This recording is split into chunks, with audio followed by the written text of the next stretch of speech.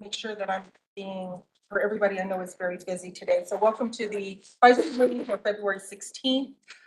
We are going to do a little bit of just a small revision to our agenda. I'm going to wait till Councilmember Jurinsky gets here. She told me she'll be here a little late. So we're going to go ahead and continue with the business as whatever. When she gets here, we'll stop at a good place and we'll have Councilmember Sundberg and Councilmember Jurinsky present the resolution that they brought forth to the committee. Okay. All right. So Councilmember Gardner, do you have any approval of the minutes? They look fine to me. Okay, so we'll approve of the minutes and I'll get those signed. Lori, federal legislative update.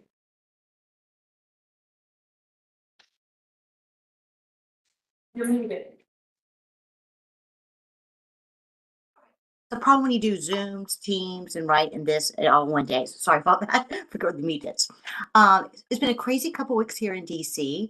The Senate and House, the Senate's supposed to be out this week for President's Day weekend.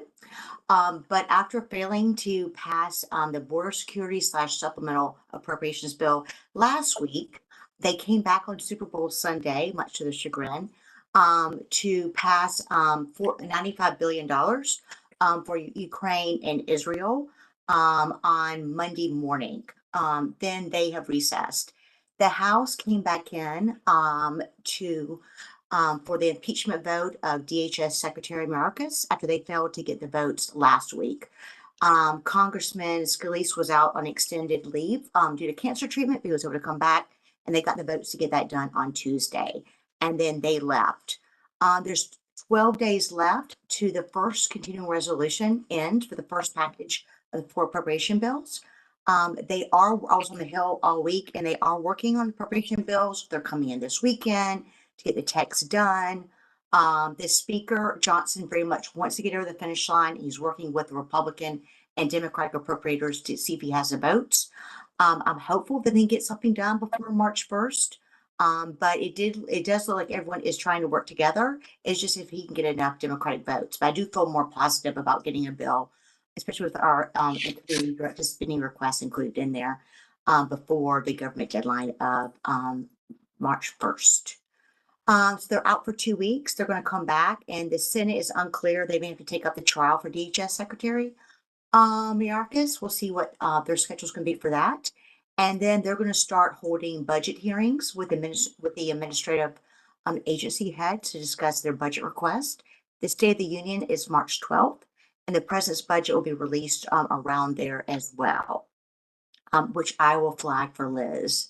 I had the opportunity to be at Department of Transportation this past week, and they're trying to get out the grant notice of funding opportunities. I know the city is reviewing several of them, but they were saying they want to get them out because they want to have announce awards before the election. So I've been working closely with Liz and Roberto and Laura and her team to make sure the city is able to take care of all these opportunities. Any questions? Okay, there's no questions from me. Mayor? Well, this is a little unrelated, but do you think that there's a chance for a discharge petition on Ukraine and Israel? You're going to ask me that. I was just talking to my colleague, Rich, about it too. That is really hard to predict, Mayor. That's a really hard one.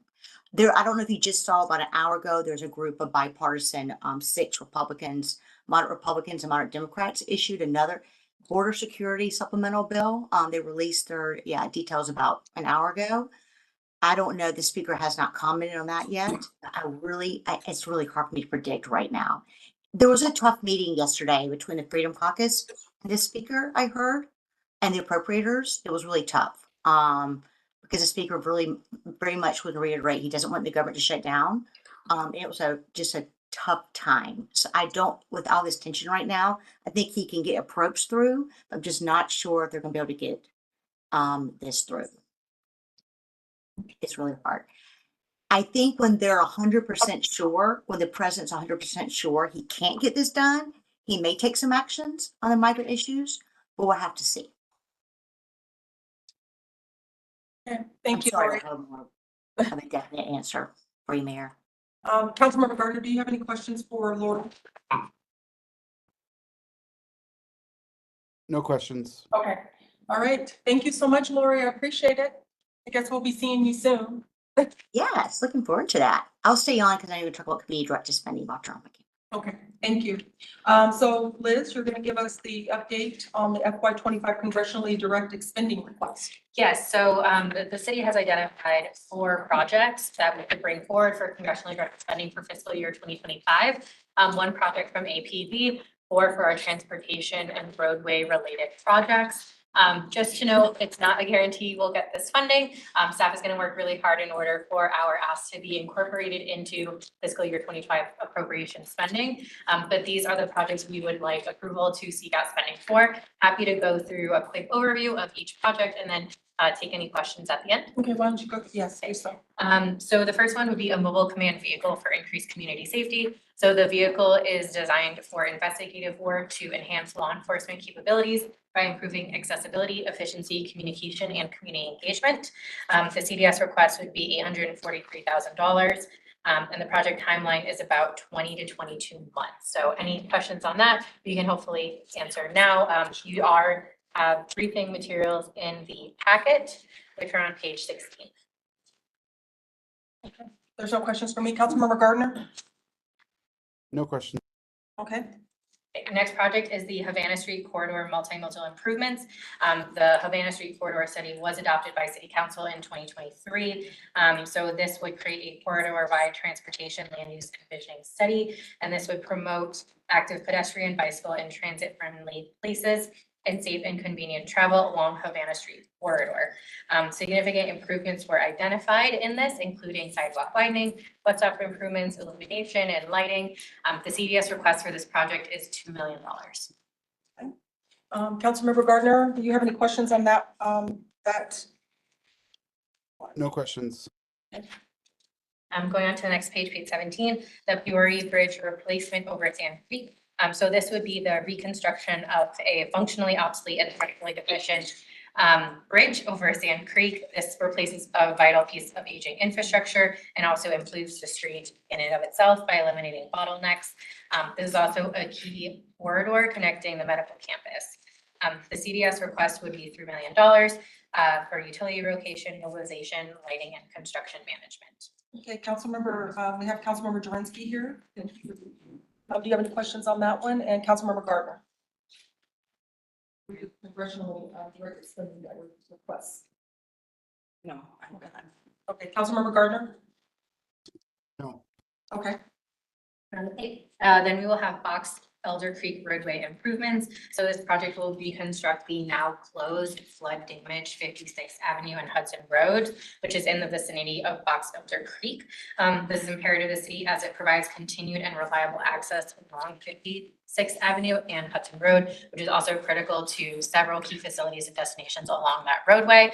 The CDS request would be $3 million for this project, allocated for design and environmental permitting, drainage, and asphalt paving. okay. Any questions from the committee on that one? I do not. Okay, if not, we'll move forward. And the last project is Monteeville Boulevard widening project. This project would transform the thoroughfare into a 5-lane section with several enhancements that will benefit bus users, campus shuttle passengers around Fitzsimmons, motorists, pedestrians, and overall create a safer, more accessible, and aesthetically pleasing environment. The upgraded pedestrian components would be a benefit for Aurora Public Schools, RTD users, and then those visiting the medical campus as a patient. The CDS request would be $3 million for concrete paving, storm pipes, and then lighting improvements. Any questions from the committee on this particular project? No. Okay, there's none. So is our ask to approve these? Yes. Okay. Does the committee, Liz went through every single one of these and it seems like we're okay. We didn't have any questions. Does the committee approve these congressionally spending projects request? Councilmember Gardner? Yes. Okay, Councilmember Jurinsky? I do as well. And I do as well. Okay, so we're going to go back to item 3, resolutions. We have Councilmember Jurinsky here and Councilmember Sundberg. I don't know if you would like to present. Sure. Councilmember Sundberg. Okay.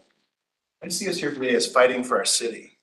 If you haven't noticed yet, there is a crisis at the national level with mass illegal immigration taking place, and it's especially affecting sanctuary cities. Some sanctuary cities in our nation and even Denver to our west are becoming simply overwhelmed.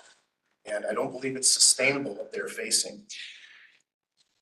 Aurora City Council voted in 2017 clearly to not become a sanctuary city. And so I want to convey our stance as a city to our citizens who are reaching out to us, very concerned, as well as other municipalities about our stance on this issue. Aurora is not a city and county like Denver is with deeper resources. And Denver has an airport in which they take great windfall of monies from. But they are running out of money and cutting into other budgets because of this situation. We operate on a budget. We have a fiscal responsibility to our residents. And we are wanting to take good care of our residents and the homeless that are here now with upcoming programs, should they want to accept them. But what is fair, what is compassionate, what is humane, policies that are in place in Denver, I don't believe are that way. We can't overpromise and underdeliver with this crisis. And we need to clearly communicate to folks that in our limited resources, we cannot take care of folks coming into our city. And I'd like to turn it over to my colleague Danielle Jurinsky to talk about any other cities that are thinking of sending folks here. Before you get on to Councilmember Jurinsky, I failed to say what the title of the resolution Okay. was. This is a resolution of the City Council of the City of Aurora, Colorado regarding the transportation of migrants and those experiencing homelessness into Aurora without an agreement to address the financial impact and coordination of services. But let me first say too, before that, is we value the diversity in this city. We value the fact that we are a nation of immigrants. I realize the benefit of immigration. We need immigration, especially that which is controlled, safe, vetted. And again, diversity and immigration has been a strength to our city. So Member Jurinsky. Sure.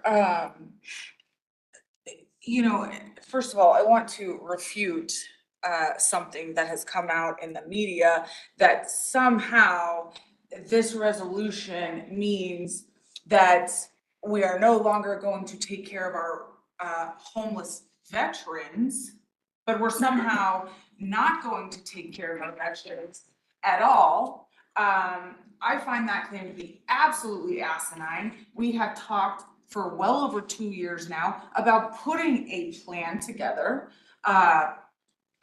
to address our homeless problem and to help these people.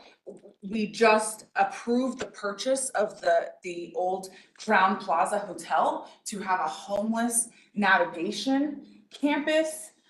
This is what we are focused on. What we are focused on is helping the homeless, not just in the city of Aurora, but this is a regional navigation center is what this will be. And we will help homeless from all over. There is a difference. There is a difference. And when we first started discussing the homeless navigation center, when we as a council took multiple trips, some went to Houston, some went to San Antonio, some have been to Colorado Springs, that was our main focus, was the homeless and how best to help the homeless. Now I understand that nobody could have seen the migrant issue coming, certainly not Joe Biden or Kamala Harris themselves, because they don't even visit the border. So certainly none of us saw this coming, this migrant issue. But some things have come out in the media that I am absolutely willing to take head on, because they're vagrant, they're lies. They're lying. So I don't know who you all are. If you're members of the media here right now, let's stop lying in the media. I'm sorry, I don't know who you are. What this is, you are watching in Denver right now, the residents, the taxpayers of the city of Denver, their DMVs are shutting down, their recreational centers are shutting down, which, in my opinion, these rec centers directly correlate with youth violence, something for these kids to do, to play basketball, to swim, to hang out with their friends. We are watching this real time in Denver. They are talking about, I don't even know, maybe you know, sir, how many, $30 million out of their police budget in Denver is what they're asking for in these cuts. It is ridiculous. It is ridiculous, and this resolution absolutely states, we know they're coming here. I mean, we know they are, but this resolution needs to send a clear message. You will receive no services in the city of Aurora, not from our Office of Immigration. There will be no staff support. There will be no nonprofit support from the nonprofits that we support, or they do run the risk of losing city support. This in no way talks about us not helping homeless Americans. And certainly the most disgusting thing I saw in the media, that we're not gonna help homeless veterans. So that's what this message conveys. Denver already sent migrants into Aurora, took up a whole hotel, threw Americans out on the street. This was an extended stay. You know how we found out about it? The only way we found out about it, which is Mayor Johnson's worst nightmare, one of my employees and his husband and their service dog are the ones that were thrown out on the street right here in Aurora, Colorado. So I have a huge issue with that. We're never going to put Americans last, including our homeless Americans. We're very much set to help them. But beyond that, if Denver wants to send folks into this city, if any city wants to send folks in this city, we are asking for an IGA in this resolution. We are asking for the financial support, because we are simply stating we are not going to provide the financial support. We are not going to shut down our rec centers. We are not going to cut our police budget. We are not taking anything out, and that includes staff resources. So that's the truth about what this resolution is. It's a sad problem. I have seen what is going on. I have seen it firsthand, how the migrants are trying to survive. I am very concerned about human trafficking at this point. There are a lot of things that I am extremely concerned about with this migrant situation, but this also directs, this also directs the federal government to do something, to act on it, because that is ultimately their responsibility. So that is the truth of this resolution, and anything else that comes out in the media, well, I will take you on if you talk about we're not going to help homeless veterans, and I'll leave it at that. That's what this resolution's about. Councilmember Silver, did you want to add anything before I open it up for questions for the committee members? I would simply like to say I'd like to see our U.S. Senators Hickenlooper and Bennett plead with our federal government and our president to bring the border under control. Yes. I predict this situation is going to worsen across this nation and our neighboring cities. Thank you. Councilmember Gardner, do you have any questions before we move on to see if we move this forward to the full council? Yeah, I have quite a few questions. Okay. So I guess skipping forward, there's 4 kind of sections that are what we're resolving, I guess, in this resolution. So the first one, the city council demands organizations cease the transportation of migrants and those experiencing homelessness into Aurora. So first question for staff, what is the enforcement mechanism for that? We currently are not enforcing something like that. So what would be the fiscal note, and what mechanism would we use to enforce that? And then if they were to violate that, because this isn't an ordinance, it's a resolution, what would be the punishment? Since it's not an ordinance, I'm assuming it wouldn't be a criminal violation. So what would be the punishment for violation of that? Or because this is or a resolution, is it meaningless? It's George Kumankakis for the record. It's a statement by our council about what the council wants. There isn't an enforcement mechanism because it's not an ordinance. So, I would just like to add to that, actually, there is an enforcement mechanism that we spoke about that Pete Schulte made very clear. And if we have to take it this route, we will. What would happen is we can only enforce something that happens within the city of Aurora. So what would have to happen is whoever the bus driver is, if we go that route, the bus driver that physically drives into the city of Aurora and drops off migrants, that bus driver could be ticketed. well, so that wasn't what the city attorney just said. The city attorney said Would this. you like to elaborate, because that was a part of the conversation with Pete Schulte. I understand that, and I thought that was in relation to a discussion on an ordinance. Sure, and so I said, if we have to go that route, there is an enforcement. Right now, we're making a statement, but if we have to go that route, there is an option to start enforcing this if need be. We're starting here, making this statement. Okay. Councilmember Gardner. So, okay, we'll move on from that. Section 2, City Council resolves it will not allocate public funds, services, or staff resources for migrant support. So let's just say a migrant happens to find themselves into Aurora, despite what we say in Section 1, because there's no enforcement mechanism. They happen to find themselves in Aurora. And let's just say they get hit by a car and they're bleeding in the middle of an intersection. How this reads is our fire department won't respond and provide medical service to that migrant.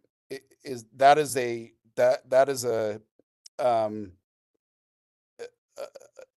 how that reads, because we will not provide public funds, services, or staff resources for migrant support. And I'm not comfortable with that. So I guess I'm just not really clear on where we're trying to go with this. And then, okay, I'll let you respond. And then my question is can we, if we have somebody, if that happens, they would get the support, right? I mean, We were at that's the not the medical, intent, is it? I was at the medical center of Aurora yesterday, and the question came up of what type of care they are providing migrants. And these emergency situations is a no-brainer. They get care, they're in. Well, but hold emergency on. room. Hold on. There's an impact. My question, hold on. My question is not about the Medical Center of Aurora, because that's not the city of Aurora. What this resolution says is we will not allocate public funds, services, or staff resources for migrant support. So taking this at the definition that it reads here, a fire truck would not respond if a migrant gets hit in the middle of an intersection and is bleeding to death. That's what this reads. So I don't really care. That's not what this reads at all, because if a migrant gets hit, somebody's gonna call 911. Well, but this says we won't allocate public funds, services, or staff resources for migrant I mean, support. this is a ridiculous Councilmember argument. Gardner, okay, It's let's just ridiculous. have some decorum. I understand it's a passionate issue.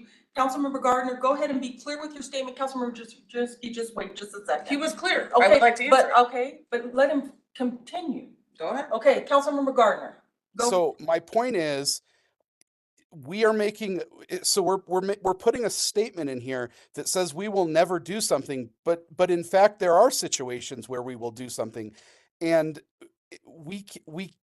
we're telling staff, we're making a policy statement where we're saying we will never do this. We will never allocate public funds, services, or staff resources for migrant support. But in fact, it sounds like there might be situations where we will.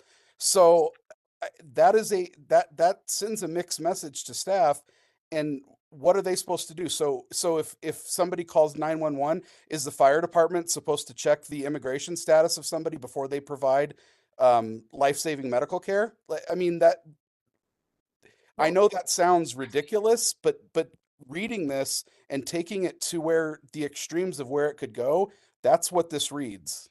Councilmember Jurinsky, you want to respond? Right, so that's where common sense has to come into play there, Councilmember Gardner, because if there is a medical emergency, if someone's shot, if there was an accident, if someone calls 911, whoever calls 911, and never has, we're not changing police directives, fire directives.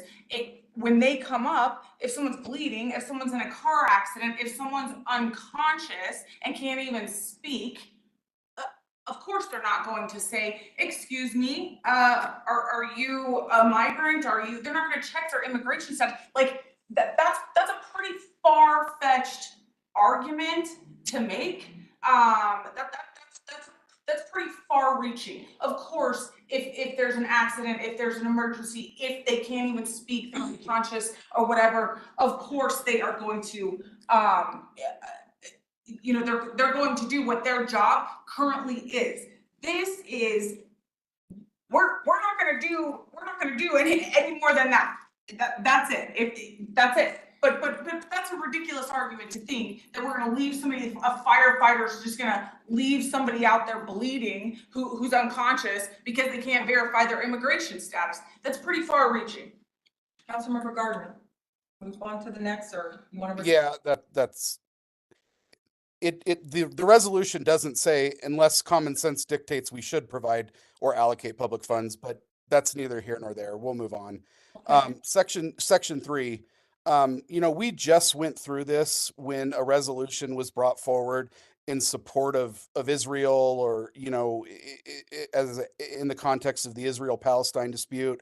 And despite my better judgment, I supported that resolution, despite the fact that City Council really should not be, weighing in on national and, or in that case, international, global geopolitical issues. And I just really don't feel like it's the place of City Council to be making a policy statement on what is a federal issue. Immigration is a federal issue.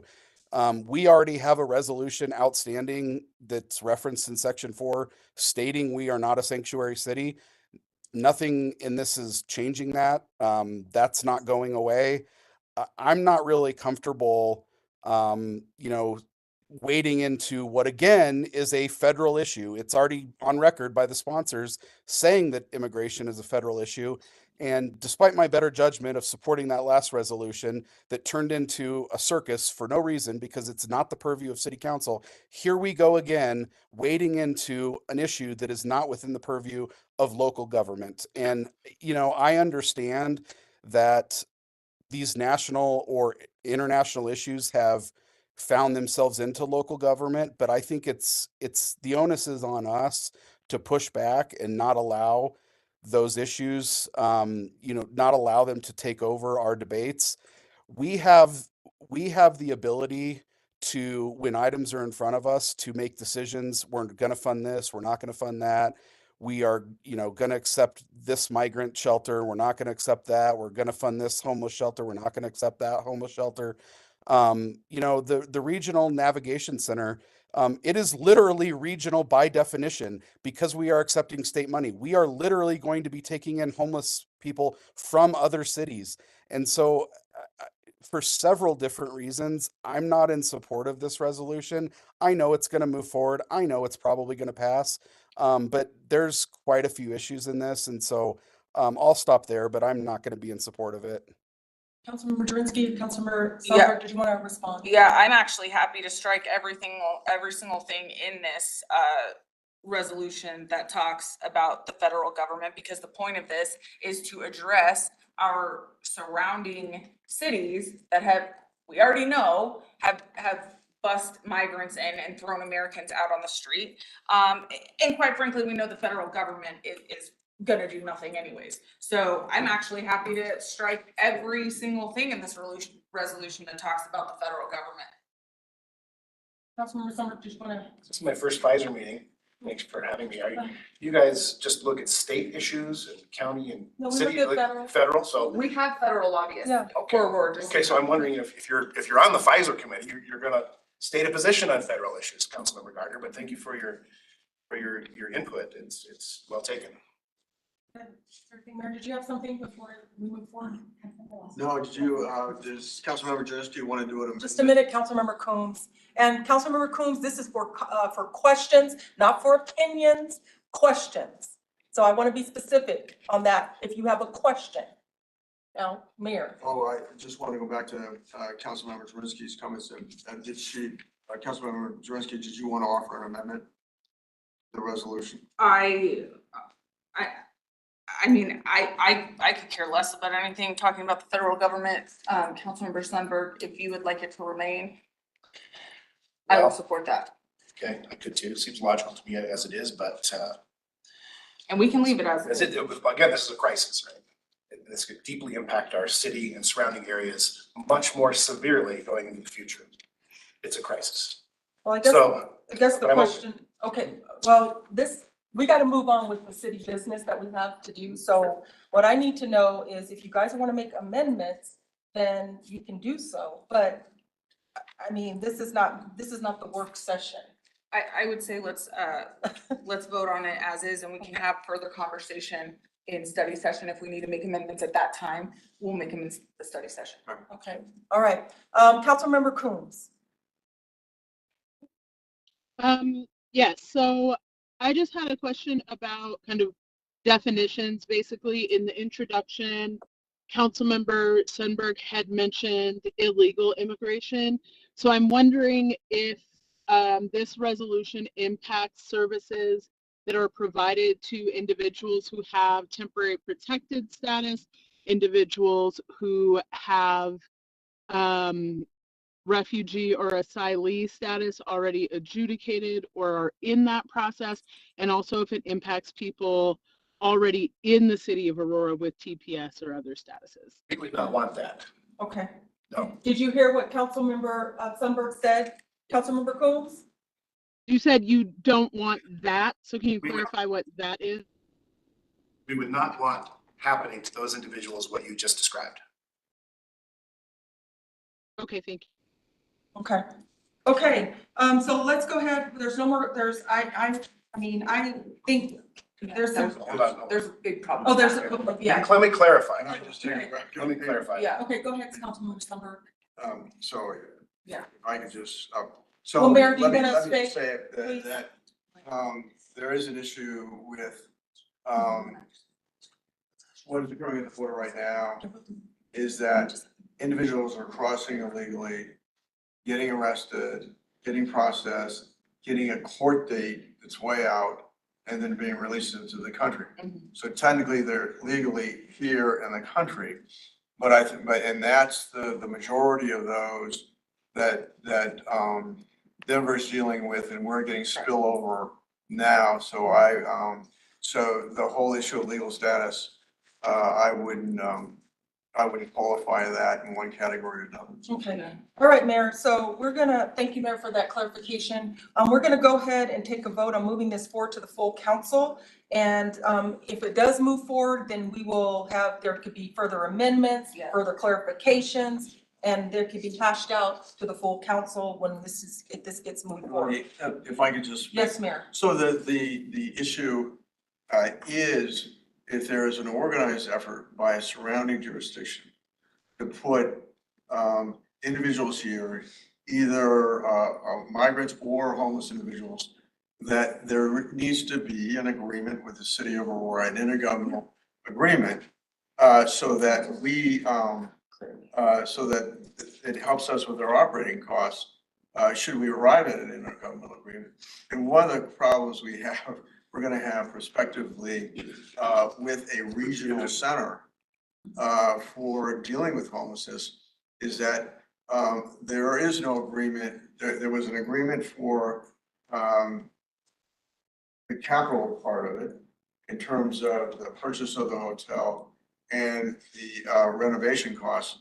But we don't really have an agreement going forward beyond that to cover the operating costs. Although we expect the operator to raise money but we could come up short. And so certainly if individuals are coming across into Aurora, then that's a different story. But an organizer, i.e. putting people on a bus, sending them to Aurora, we need an intergovernmental agreement before that will occur. And yeah, there could be challenges to it legally, but this is certainly our position. If this resolution passes. Okay, Mayor, thank you. So, Councilmember Jurinsky, do you want to state, because it does state what I think the mayor. Yeah. And where. Yeah, and I had said that before, that we're asking for IGAs. So nowhere in this resolution does it say migrants can't come to Aurora. It specifically says that if organizations are cities, whomever, if you're going to bring them in here, if you're going to bust them in here, we are asking for an IGA. We are asking for that financial support to follow. We will not be shutting down taxpayer services to fund this. So nowhere in here does it say, migrants can't come to Aurora, just to clarify that. Okay, and then before we take the vote, just my thing is that I'm wondering is, and I guess this will be something if this passes through, is in a lot of the nonprofits that we fund, are we gonna have to put that kind of section into those agreements? And so that would be something that I guess if this moves forward that I would wanna know about. But right now, we're gonna go ahead and take the vote to see if this is gonna move forward. Councilmember Jurinsky. I vote to move it forward. Okay, I'll vote to move forward to get thoughts and opinions on it. It was gonna move forward anyway. Councilmember Gardner. No. Okay, it will move forward to the full council. Okay, thank you for being here. All right, next item is gonna be the state legislative update. We have Peggy, Tatsi, and Kim. Good afternoon. Just wanted to give you a quick update. I know you have a busy schedule today. We're almost a third of the way through the legislative session. We've had about 460 bills introduced. We'll likely see another couple hundred in the remaining 80-something days. A couple bills I just wanted to highlight that we have positions on that have been moving in the last couple weeks. House Bill 1076, the Purple Star Program, that passed this morning in the House on second reading. And this was the bill that allows schools to be designated to support military families, which we were involved in because of Buckley. Senate Bill 65, this was the distracted driving legislation. We worked with the Senate sponsor, Senator Hansen. I'm able to successfully amend the bill for the city to include code enforcement officers and animal protection officers under the exemptions under the bill. Senate Bill 36, this was the vulnerable road user protection. Again, we work closely with the bill sponsor to exempt out government-owned vehicles from the fees that are incurred under the bill. Quick update on a couple bills that are coming up. Senate Bill 106, this is the construction defects legislation. It will be in committee on the 5th of March.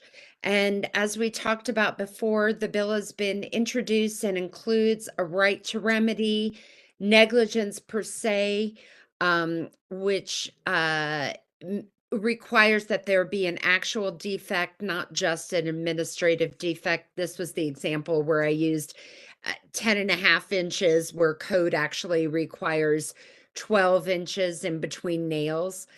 And then also a requirement that there be written consent from at least 2/3 of the actual unit owners if an HOA is to bring a claim.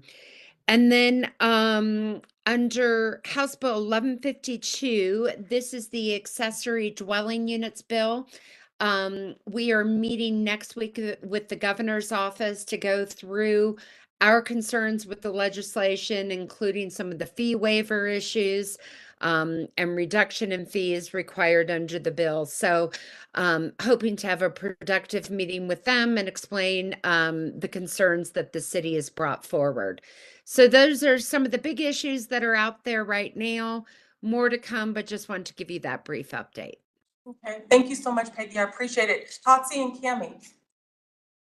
I have nothing for you this week. Okay. Peggy always covers it so nicely. Thank you. Kimmy. Me neither. Thank you. All right. Well, thank you so much. We'll go with legislative positions. Oh, Mayor, I'm sorry. Can I raise one thing, and that is, Pete Schulte and myself and Councilmember Hancock, I think we talked to, and I talked to the governor and his staff, and I think he reached out to you, Liz, as a point of contact, on coming up with a better solution in terms of vehicle registration enforcement.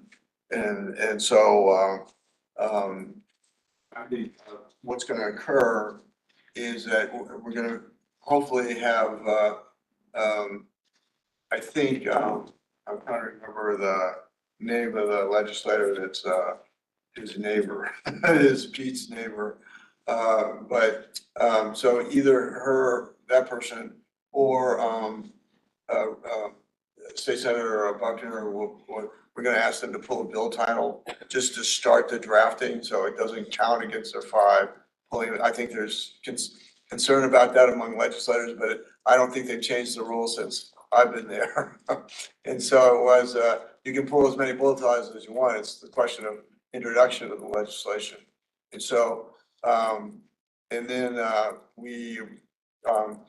she's gonna put a resolution forward before the city council, and that in support of the concept.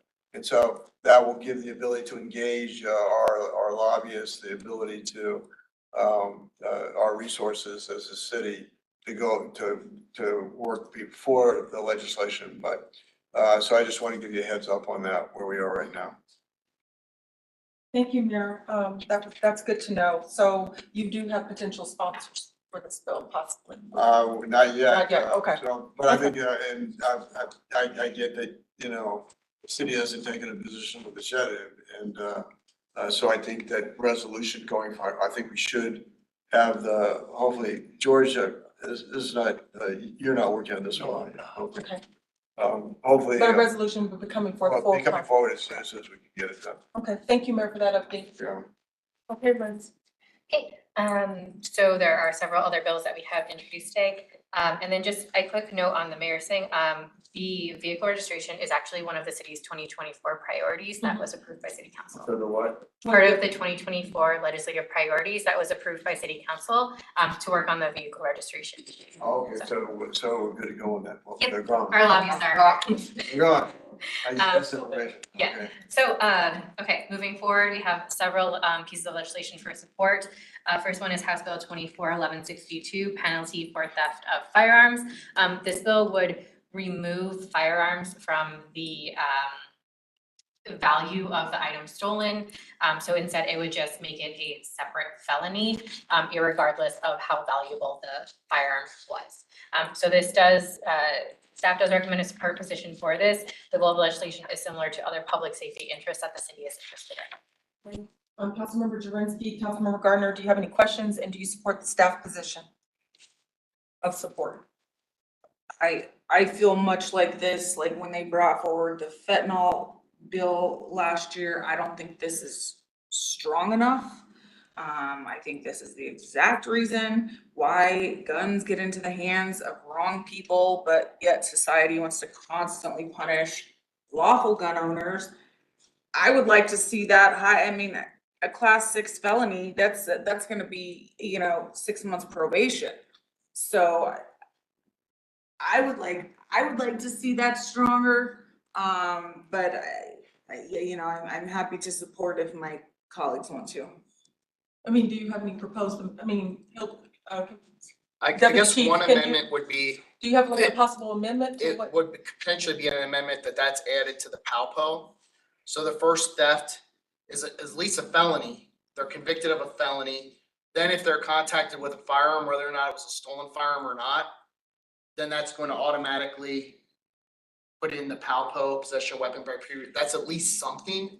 To add that, if we were to add that in with the PALPO to make it a little more, have a little more teeth to it. Okay, so Deputy Chief, so this came from your department reviewed this, so that we're kind of going on that review. I'm assuming this came from the review of the police department. So Yeah, do you we're in recommend support of an amendment or Um, support? I'm just trying to understand where you're coming from. I'm coming from the standpoint of, yes, we're in support of it, Okay, but I do agree that this is like, this should be, we've dealt with this for years where we've contacted people with stolen firearms and it was just a misdemeanor because of the value of the item when firearms are, they're stealing firearms from law-abiding citizens. So okay. they have a little more teeth to it because there's another piece of legislation. So maybe the amendment would go on the PALPO one and not so much this one. Okay, Okay, okay, that's good. Okay, so on the Palpo one, we can do the amendment then.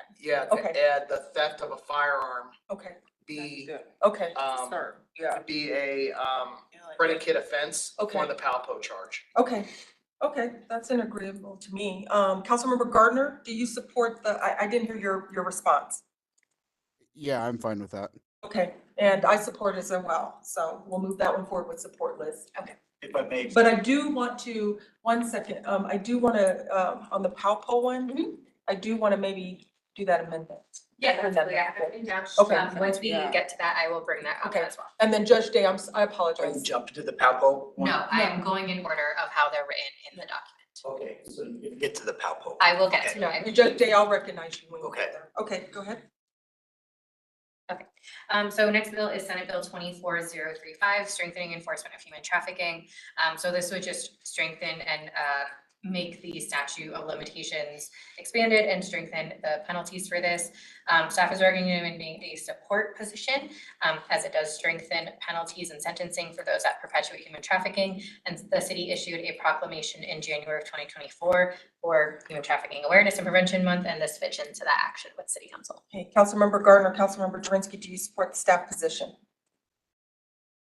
I don't believe there should be a statute of limitations. I guess I would like to see an amendment. I would like to, I don't think there should be a statute of limitation on human trafficking. You know, that's what I think. Okay, Councilmember Gardner, so you're not in support of the position, you prefer an amendment? I would. Okay, Councilmember Gardner, what's your position on this? I support staff's position. Support the staff position as well, but I would be interested in your amendment, what you're thinking about on that. Yeah, I just don't think there should be a statute of limitations. I don't care, you know, if someone human trafficked me 21 years ago and it took me that long to heal and to be able to come out and talk about it publicly or whatever, even seek help. I don't think there should be a statute of limitation on human trafficking. Well, I'm just glad that they're addressing the issue because it's a real serious issue, and I think it's Yeah. one that we don't really address in this country especially, so, well, okay, we'll move forward. It's gonna go with the support position. So the next bill is Senate Bill 24036, Vulnerable Road User Protection Enterprise. So we had previously brought this forward as an amend position to ensure municipal vehicles would be exempt from the fee structure within the bill. Amendment L004 passed on February 5th, which does create that exemption for us. So due to the changes in the bill, staff does recommend a support position as this does establish a grant program that the city could utilize. Okay, Councilmember Jurinsky, Councilmember Gardner, do you support the staff position? I support. Okay. I I support, support. well, okay, Next bill, Senate Bill 24065, mobile electronic devices and motor vehicle driving.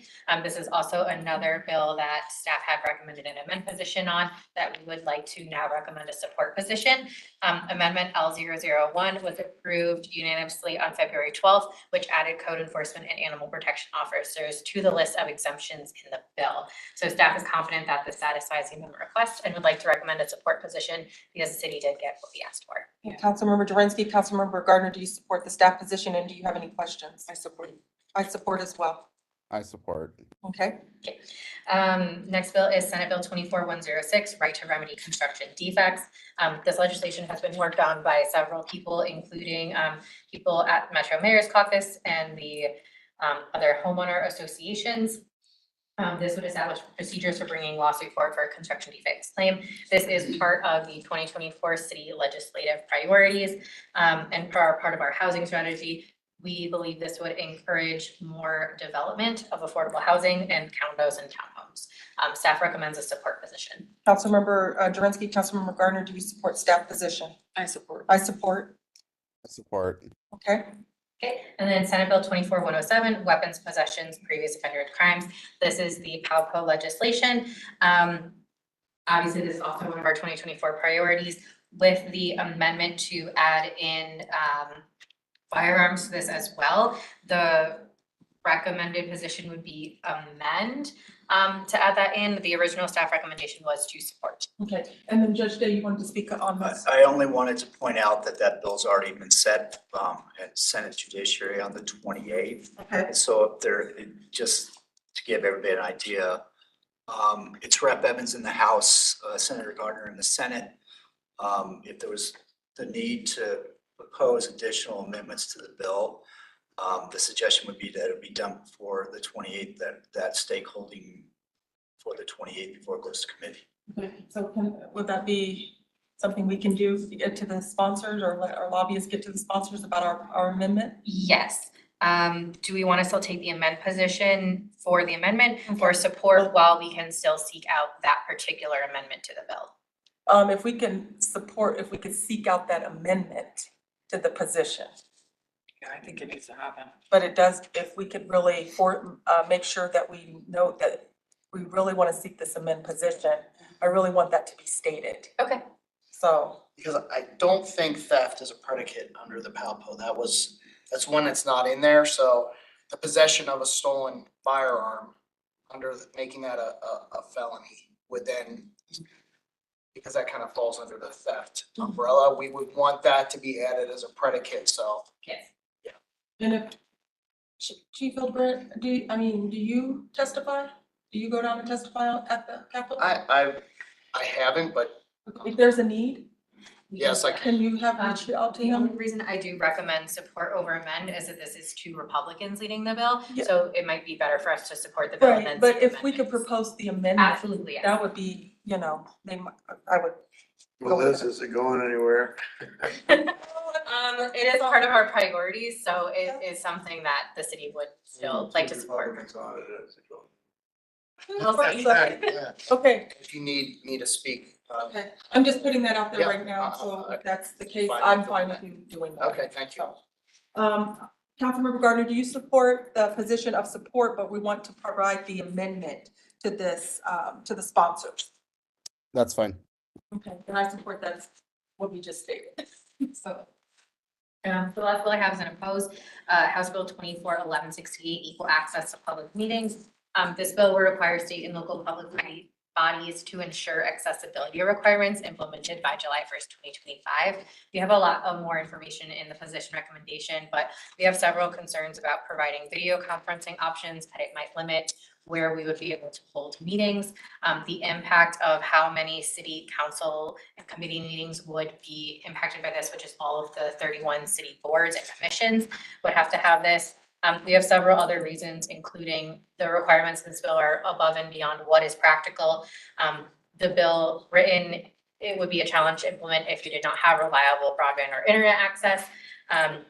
In addition, this bill was actually supposed to go to a task force this year and then come forward later with policy recommendations, which did not happen. So for these reasons, staff is recommending to oppose this bill in its entirety. okay, Councilmember Jurinsky, Councilmember Gardner, do you support the staff position of opposed? I support the opposed position. And Councilmember Gardner, did I hear from you on this bill? I think he's been. Yeah, I guess I'm okay with that. I guess I have some concerns with Well, voice them. opposing it from a transparency perspective, but yeah, I understand the concerns that maybe it goes above and beyond what's reasonable, especially with some of the broadband issues in rural areas and covering boards and commissions. But I'm certainly supportive of the spirit or the intent of the legislation, but if there were some reasonable amendments that could happen, because I'm certainly supportive of increased transparency, and ensuring that the public has increased access to, the business of their government at all levels. But yeah, if there are legitimate concerns with, ensuring, that could happen, then I'm okay with staff's position for now. Okay, thank you. Okay, you gave us your rationale. So are you in the recommended position of opposed though? Yeah, that's Just wanna fine. Make sure that's on the record. Okay, all right, and I oppose as well. Okay, And then, no longer discussing Title 7. yes. And then, George, I do have on miscellaneous a process question for you. Okay, so let's go ahead. We're pulling it because I think it needs to go to full council. Oh, okay. So, and I have a process question for you on that particular matter. Okay, Okay, Kathy? Yep, All right. your water. One bill for you today. Okay. Senate Bill 24-127, regulate dredge and fill material state waters. This bill has been a long time coming over the last couple of years. And so if we have a large project or even for some of our maintenance activities, we might have dredge or fill activities in waters of the United States. So typically we would need a federal permit. If you can kind of recall over the last couple of decades, we've had the Obama rule, then we have the Trump rule, and then we had the Biden rule. Several Supreme Court cases. The latest was last May that narrowed the definition of waters of the United States. So you wouldn't have to go and get a federal permit for some of the waters.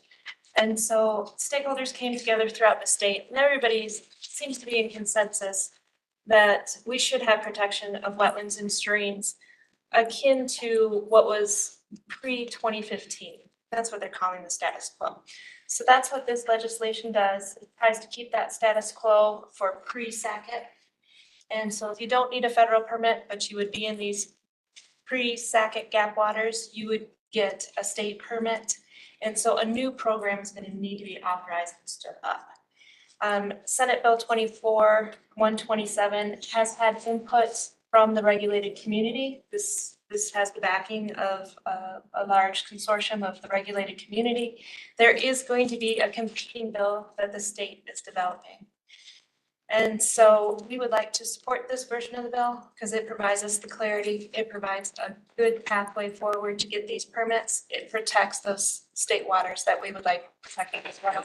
Okay. We anticipate testimony and these two bills compete and inform each other. And I'll stop there and if there's any questions. Okay. Yeah, just, Yeah. is the competing bill more in line with the federal waters of the United States? It's just an outline form right now.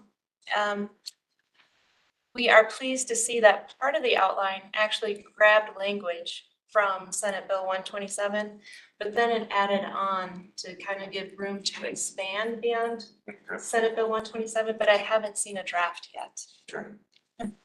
Okay, is there any questions from the committee to Kathy on, and do you support the position of, the position? I support. I support as well. Councilmember Gardner. I support.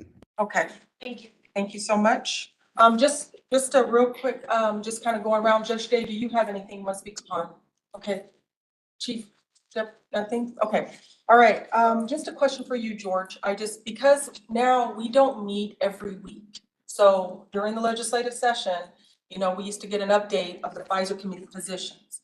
With that not occurring now, and if we have a bill, and I'm going, for example, the occupancy bill, in order for it to get the position of the entire council, can we, like we do at the Pfizer committee, we send an email out, the email to all of council.